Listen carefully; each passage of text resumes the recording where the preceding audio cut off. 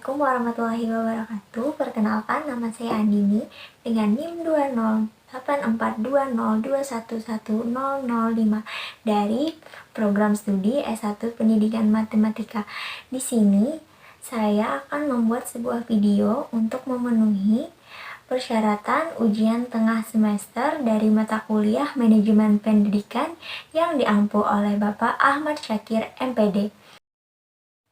Nah, di video kali ini kita akan membahas sebuah tema yang sangat menarik, yakni problematika dalam dunia pendidikan. Apa sih itu problematika dalam dunia pendidikan? Nah, pertama-tama kita akan bahas apa sih itu problematika.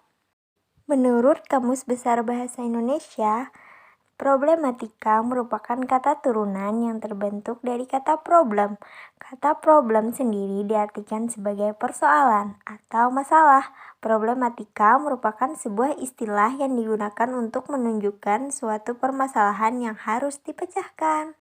Kemudian, kita juga harus tahu apa sih itu pendidikan.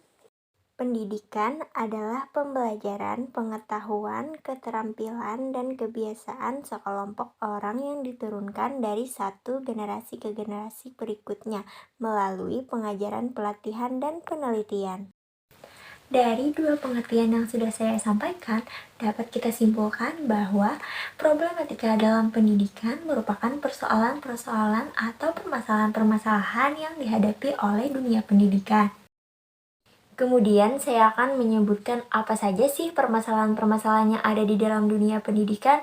Nah, yang pertama yakni tidak memiliki guru atau guru yang tidak terlatih. Yang kedua yakni tidak tersedianya ruang kelas yang memadai. Yang ketiga, dana pendidikan yang kurang. Yang keempat yaitu kekurangan bahan ajar. Yang kelima yakni jarak sekolah yang sangat jauh.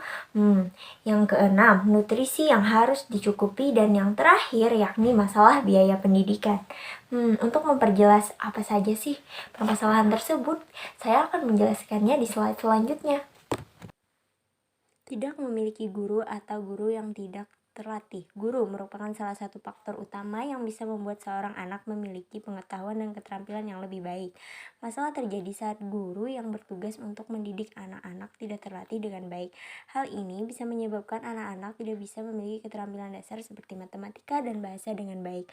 Hal di atas ditambah lagi dengan masalah pendidikan baru, yaitu banyak negara atau daerah yang kekurangan tenaga pengajar.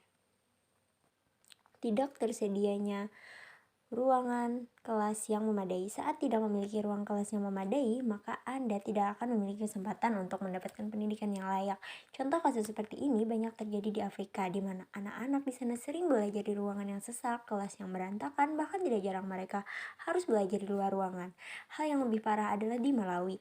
Ada sekolah yang harus menampung 130 anak di dalam satu kelas. Bayangkan, pasti itu sangat tidak nyaman. Tidak hanya ruang kelas yang kurang memadai, tetapi juga semua fasilitas dasar yang diperlukan seperti air bersih dan toilet pun tidak layak. Dana pendidikan yang kurang. Banyak masyarakat miskin yang tidak bisa mendapatkan pendidikan yang layak karena masalah biaya yang tinggi. Di Indonesia saja contohnya, meskipun pemerintah sudah menghilangkan biaya pendidikan sampai jenjang SMA, tapi masih saja ada dana informal yang harus dikeluarkan para murid. Hal yang lebih memprihatinkan lagi adalah pemerintah hanya bisa meniadakan biaya pendidikan sampai tingkat SMA saja, sehingga banyak siswa tidak bisa mengenyam bangku pendidikan tinggi yang sebenarnya penting untuk didapatkan. Selanjutnya, kekurangan bahan belajar. Faktor selanjutnya yang perlu tersedia untuk mendukung proses belajar adalah bahan belajar atau buku yang memadai. Hal yang menjadi permasalahan adalah banyak sekali siswa yang tidak memiliki buku pelajaran memadai untuk digunakan. Agar bisa mengoptimalkan proses belajar, siswa membutuhkan buku pelajaran, lembar latihan, dan berbagai fasilitas lain yang bisa membantu aktivitas belajar menjadi lebih baik. Bukan hanya siswa saja, seorang guru juga membutuhkan bahan untuk mengajar di kelas, berbagi dengan siswa dan membimbing mereka dalam pelajaran. Agar bisa mengatasi masalah di atas, seharusnya pemerintah perlu menyediakan buku pelajaran gratis yang bisa digunakan oleh para siswa dan guru, memperbaiki sarana perpustakaan, dan menyediakan buku-buku terbaru yang akan menunjang proses belajar para siswa. Lalu, ada jarak sekolah yang sangat jauh. Kendala pendidikan selanjutnya adalah masih banyak anak-anak di seluruh dunia yang harus pergi ke sekolah dengan berjalan kaki sampai 3 jam lamanya. Bahkan kendala pendidikan seperti ini sering ditemukan di beberapa daerah di Indonesia. Kita bisa membayangkan kendala pendidikan seperti ini. Anak-anak harus berangkat sekolah setiap jam 5 pagi, setiap hari, dan harus pulang sekolah di sore hari. Hal yang lebih mengkhawatirkan lagi adalah anak-anak perempuan rentan terhadap kekerasan dalam perjalanan yang mereka lalui, dan hal ini tentu saja sangat berbahaya. Setelah itu, ada nutrisi yang harus dicukupi. Kelaparan dan nutrisi yang didapatkan oleh anak sangat berpengaruh terhadap kemampuan kognitif dan konsentrasi anak-anak di sekolah. Hal ini juga menjadi kendala pendidikan utama di dunia. Ini berakibat anak-anak yang kekurangan nutrisi tidak bisa menyerap pelajaran dengan optimal dan menjadi kendala pendidikan yang cukup banyak terjadi di seluruh penjuru dunia. Nutrisi yang baik merupakan salah satu persiapan yang penting dan perlu dipersiapkan agar anak-anak bisa menyerap pelajaran dengan baik, optimal, dan tidak lagi menjadi kendala pendidikan di dunia. Nah, yang terakhir ada masalah biaya pendidikan. Kemiskinan dan biaya pendidikan yang mahal juga merupakan kendala pendidikan utama di dunia. Kendala pendidikan seperti ini membuat tidak semua orang bisa merasakan manfaat pendidikan untuk kehidupan yang lebih baik. Kendala pendidikan ini banyak terjadi di negara berkembang, salah satunya di Indonesia. Hal yang semakin memberatkan adalah pemerintah Indonesia hanya memberikan pendidikan gratis untuk warga negaranya hanya sampai tingkat SMA saja.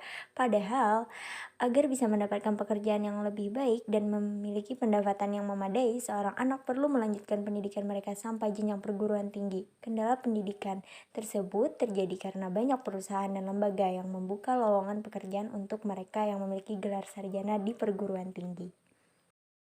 Nah, setelah mendengar video penjelasan dari saya tadi, sekarang kita sudah tahu apa saja permasalahan-permasalahan yang ada di dalam dunia pendidikan.